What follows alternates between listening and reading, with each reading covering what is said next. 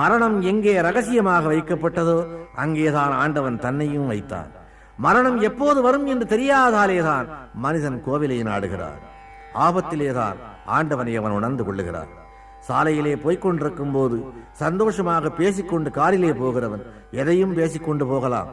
ஆனால் அந்த கார் ஒரு மரத்திலே மோதும் போது அவன் வாயிலிருந்து அவனை அறியாமல் வருகின்ற வார்த்தை ஆண்டவனே என்பதே தவிர அடுத்தொரு வார்த்தை வராது. பெற்றவள் ஞாபகம் அல்லது பெற்றவன் ஞாபகம் கூட வராது. ஆண்டவன் ஆபத்திலேதான் தோற்றமளிக்கின்றான். ஜனனத்துக்கும் மரணத்துக்கும் இடையிலே அவன்தான் அந்த பாதையை உருவாக்கி காட்டுகின்றான். இந்த தேதியில் இந்த காரியம் நடக்க வேண்டும் என்று விரும்புகிற எவரும் அந்த காரியத்தை அடைந்து கொண்டே போனால் ஆண்டவன் ஒருவன் இல்லை என்பது உறுதியாகிறது. ஆகவேதான் காலங்களாலே காரியங்களை மாற்றி மாற்றி போட்டு அந்த கோடுகளை மாற்றி மாற்றி போட்டு காட்டுகிறான். அவனுடைய விதிப்படிதான் நம்முடைய பயணம் நடந்து கொண்டிருக்கின்றது.